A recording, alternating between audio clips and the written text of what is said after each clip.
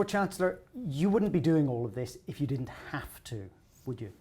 That's exactly right.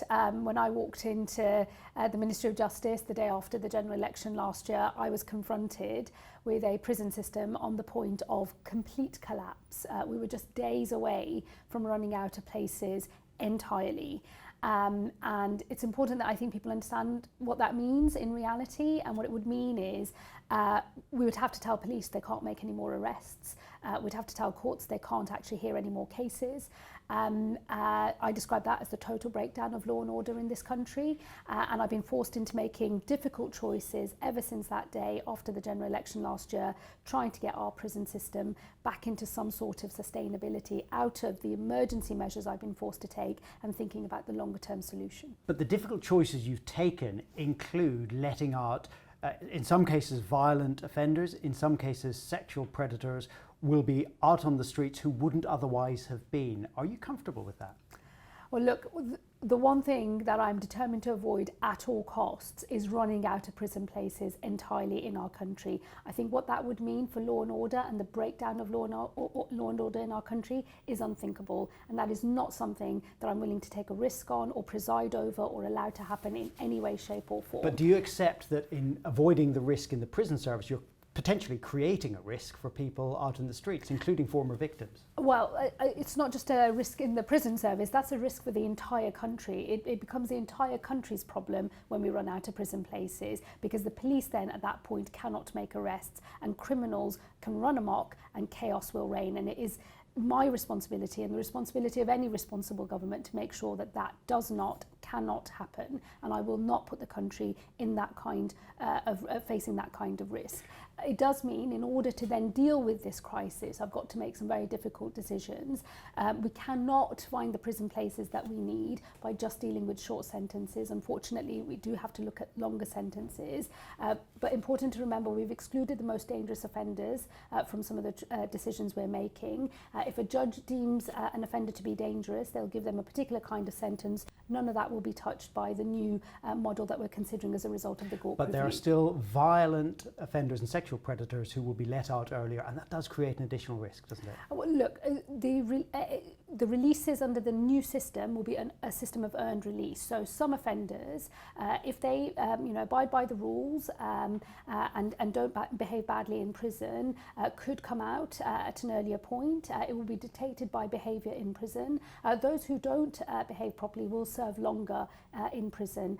So the new system that we're transitioning to is going to be based on behaviour, which I think is the right way to go. I've seen this model work in Texas, who trialled good behaviour credits as a new system back, nearly 20 years ago in Texas, and it's had a huge impact there. They've been able to cut crime, get their prisons under control, and do better on rehabilitation as well. So I think that's a really good model for us to base our new changes on. The Domestic Abuse Commissioner says that this does create an extra risk for victims. Is she wrong?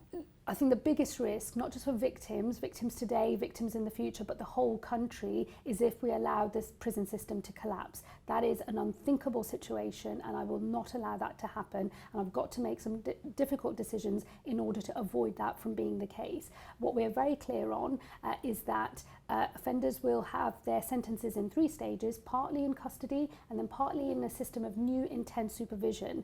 I've secured extra money in an agreement with the Chancellor in our spending review period of an extra £700 million for probation. We will use that money to invest in tens of thousands more tags in order to make sure that when offenders come out of prison, they're in this period of intensive supervision, that they're tagged, that we know where they are. We will have all of the same exclusions, exclusion zones, other limits on their behaviour and their movements, in order to give victims confidence that we know where these people are and they're still being punished.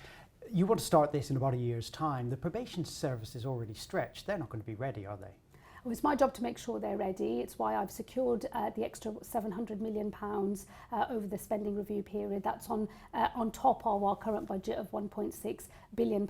It's why I'm investing in AI and in technology in order to increase probation productivity so that our staff can spend more time with the offender, facing them, doing the thing that only a human can do. And it's why I'm increasing hugely our levels of probation staffing as well. The combination of all of those steps that I'm taking, I believe will make sure that probation are ready. Will there be enough probation officers to service this? Will there be enough probation officers to properly, safely supervise these offenders? Yes, we've already recruited, since I've been in office, 1,000 extra in the last financial year. In this financial year, we're looking to bring on another 1,300 staff. But will that be enough for all the releases that are coming under this scheme? And we will continue, because the additional money that I've secured from the Chancellor means that we will have the money that we need to have the staff at the right level, but to make sure that we're investing in probation productivity as well, so that those staff are using their time, doing the things that only they can do, adding the value that only they can add, to make sure that they can do their job and therefore keep the public safe. Because it takes 18 months to train a probation officer, and you want to start this in a year.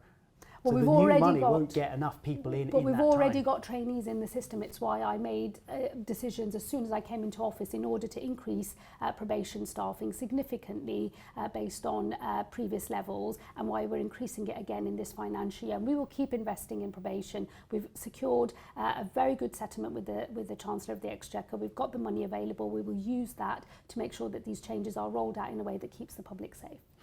On the issue of so-called chemical castration, are you serious that you would consider it being mandatory, that it would be forced on prisoners? Look, I'm exploring making it mandatory. At the moment, what I've inherited from previous administrations is a very small pilot that's been running for some years, and it's almost been sort of locked away in a box marked too difficult. I'm not squeamish about using every tool at our disposal in order to deal with very, very difficult cases of sex offenders. But this would turn medical ethics on its head, forcing people to have these sort of treatments, forcing prisoners. What I've announced today is my desire to get to a national rollout. So, you know, we've got this small pilot at the moment, but I want to have a national rollout of the availability of chemical suppressants and psychological interventions to deal with sex offenders. We're going to start by increasing the current programme to cover 2 regions and up to 20 prisons in total, and then we will continue to phase out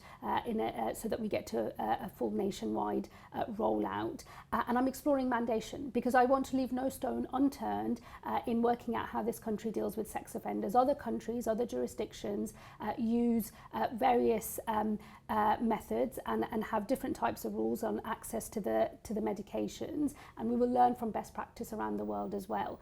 But I'd want to leave no stone unturned. I'm considering mandation, but we start from the current system that I'm going to have a nationwide rollout on. What does that mean, you're considering it? How far have you got? Well, you know, I will make announcements on this in due course, but what I want to explore is firstly how quickly we can get to a nationwide rollout, and that's why I'm going to very soon give details of the regions that will be covered in the next expansion of the current programme. And then over time, as we collect more evidence and we really test how these interventions work, and they've been shown to work elsewhere, but I want to make sure that we in this country have our own evidence base, which will enable further decisions to be made about speed of national rollout, and also the fact that we're exploring mandation. It doesn't sound like you've got very far with this. I mean, are you really serious about making this compulsory? I'm absolutely serious about making sure that we use every tool at our disposal. No other Justice Secretary in recent times has done anything with the pilot that we already have running in the Southwest. I'm not willing to just simply leave that in the box marked too difficult. I'm not squeamish about taking every tool that we have to deal with sex offending, and I'm very interested in the scope of this medical technology and medical interventions in dealing with sex offending. I will learn from best practice around the world. We will do a national rollout and learn from the evidence that we gather there, and I'm exploring mandation as part of that. Great. Lord Chancellor, thanks very much. Thank you. Thank you.